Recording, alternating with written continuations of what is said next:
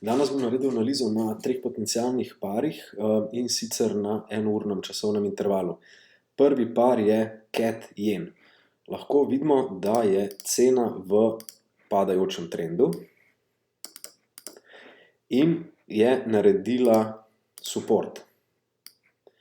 Ok, ampak še vedno smo v negativnem trendu in se pravi, ko cena prebije resistance, naredi popravek, šele od tukaj naprej lahko gledamo za nakup in target prilagajamo glede na stop loss.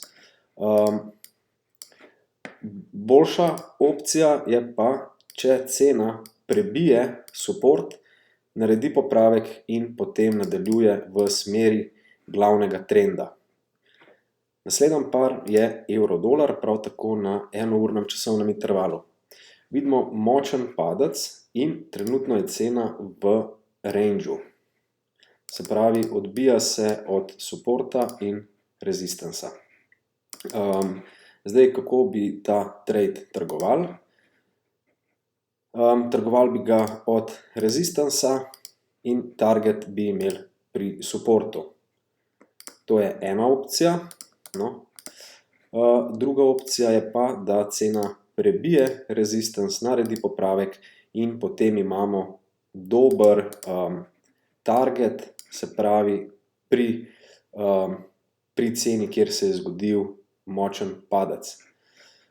Zadnji par je novozelandski dolar-jen, prav tako na enournem časovnem intervalu. Cena je v padajočem trendu, naredila je support in je blizu rezistansa. Se pravi, tako kot v prejšnjih primerih, ali počakamo, da cena prebije resistance in nato nadaljuje v naraščajočem trendu, oziroma se odbije od rezistansa, naredi popravek in naš prvi target je pri supportu, oziroma potem, če prebije support, naredi popravek, imamo potem target nižje in gledamo na višjem časovnem intervalu. To je glede analize vse.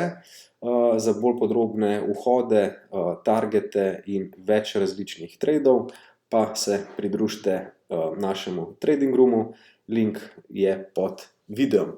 Tako da se vidimo.